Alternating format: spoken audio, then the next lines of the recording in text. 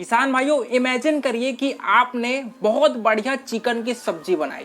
आपने बढ़िया चिकन को फ्राई किया, उसमें उसमें आपने हल्दी, मिर्ची, मसाला सब कुछ अच्छे से ऐड किया, लेकिन लास्ट में आप एक चीज डालना उसमें भूल गए, वो है नमक। सोचिए, आप बढ़िया से बना करके थाली में उसको परोसे ही हैं और खाना जैसे ही आपने शुरू किया, आपको पता चला कि सब्जी में नमक ही नहीं लगा है, तो क्या होगा? आप एक बार जरूर सोचेंगे कि भैया नमक क्यों नहीं डाले। वैसे ही दोस्तों, नमक का बहुत ज्यादा हमारे लाइफ में अहमियत है ना। वैसे ही मछली पालन के फील्ड में भी नमक का प्रयोग है वो बहुत रूप में हम लोग करते हैं। जितनी जरूरत हमको सोडियम क्लोराइड की पड़ती है, उतनी ही जरूरत मछली के बढ़वार में और मछली के ओवरऑल ग्रोथ में भी हम लोग नमक का प्रयोग करते हैं। तो आज का वीडियो हम लोग नमक को किस रूप में प्रयोग कर सकते हैं, कितने कितने और किस तरीके से हम लोग नमक को कितने डोज में अपने तालाब में डालते हैं, सभी के बारे में डिटेल से बात करेंगे। वीडियो को लाइक जरूर करिए। ऑस्कर फिशरीज पर नए हैं तो चैनल को सब्सक्राइब करना बिल्कुल मत भूलिएगा। सबसे पहले दोस्तों, मैं इसको आपको 4-5 इंपॉर्टेंट पॉइंट में बात करता हूँ। नमक का प्रयोग आपके ट्रांसपोर्टिंग के समय बहुत ज़्यादा ज़रूरी हो जाता है।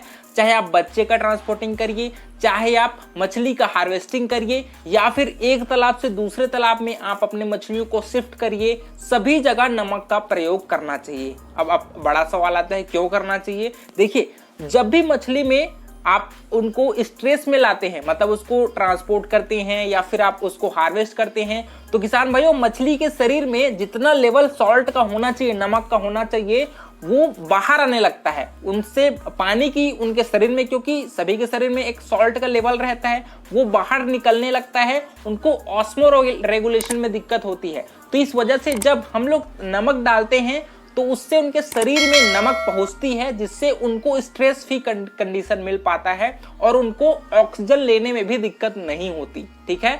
दूसरी दिक्कत आती है दोस्तों, अचानक आपके मौसम में परिवर्तन की वजह से। देखिए, हमारे भारत में 3 प्रकार की ऋतुएं होती है। जैसे अभी ठंड का महीना चल रहा था, लेकिन अब गर्मी का सीजन आ चुका है। तो जैसे ही सडनली आपके वातावरण में परिवर्तन होता है, मछलियां वहां पर भी स्ट्रेस में आती हैं और उनको दोस्तों जितना भी आप फीडिंग कराइए, वो फीड है आपका बच जाता है। फीड का वेस्टेज बहुत ज्यादा होता है ना, क्योंकि मछलियां स्ट्रेस में रहती हैं। उनका जो वातावरण है उसमें बदलाव है वो आ चुका होता है। तो उसको स्ट्रेस फ्री रखने के लिए और अच्छे से फीडिंग इंटेक करने के लिए दोस्तों, हम लोगों को अपने फीड में सॉल्ट का प्रयोग है वो करना चाहिए।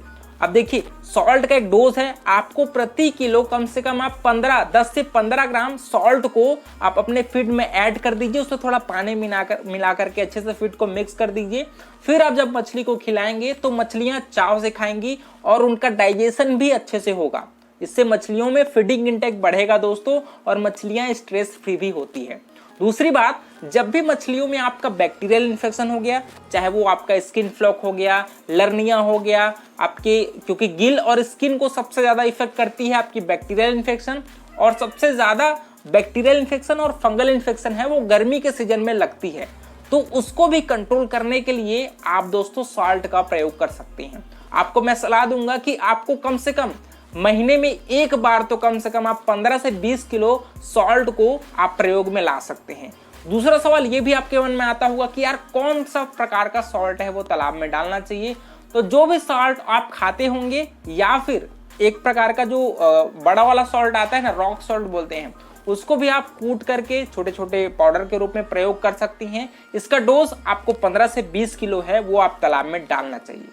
दोस्तों, हम तालाब में नमक का प्रयोग करते हैं। इससे शरीर में, मछली के शरीर में म्यूकस का प्रोडक्शन, जो चिपचिपा पदार्थ मछली के शरीर में जो आपको दिखता होगा, उसका जो पैदावार है, उनका जो सिक्रीशन है, श्रावण है, वो मछली के शरीर में बढ़ जाती है। इससे होता क्या है, आपके शरीर में एक प्रोटेक्शन कवर का निर्माण होता है, जिससे आपका बैक्टीरियल और फंगल इन्फेक्शन है वो आसानी से मछली के शरीर में नहीं चिपक पाती। आपने पैरासाइट भी देखा होगा, आपका लर्निया, आर्गुलस, ये भी शरीर के मछली के आपके स्किन में और उनके गिल में, आपके गलफड़े में फंस जाती है।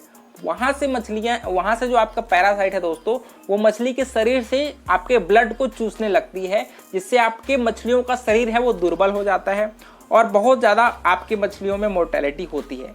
तो इन सभी को प्रिवेंट करने के लिए आपको तालाब में नमक का प्रयोग है वो बहुत रूप से करना ही है। साथ ही साथ आपको अपने फीडिंग में भी नमक का प्रयोग करके मछली को स्ट्रेस फ्री बनाना है और आपके तालाब में कंडीशनिंग के लिए भी आप नमक का प्रयोग कर सकते हैं। ड्रॉप्सी बीमारी के बारे में जरूर सुना होगा, जहां पर मछली के शरीर में फ्लूइड का जमा हो जाता है। तो किसान भाइयों, ड्रॉप्सी बीमारी को ट्रीट करने के लिए भी हम लोग सॉल्ट का प्रयोग करते हैं। देखिए यहाँ पर आपको सॉल्ट को दोस्तों आपको अपनी मछलियों के हिसाब से डालना है और साथ ही साथ आपके तालाब में कितना वाटर का वॉल्यूम है उसके हिसाब से भी आप सॉल्ट का प्रयोग कर सकते हैं। मैं आपको कहूंगा कि प्रति लीटर आपको 15 से 20 ग्राम अपने तालाब में सॉल्ट का प्रयोग करना है, जिससे आपके ड्रॉप्सी बीमारी है वो जल्दी से ठीक होंगी और साथ ही साथ मछलियां स्ट्रेस फ्री रहेंगी। तो किसान भाइयों, नमक का आपको प्राइस पता होगा, मुश्किल से 2 से 3 रुपए में मिल जाता है।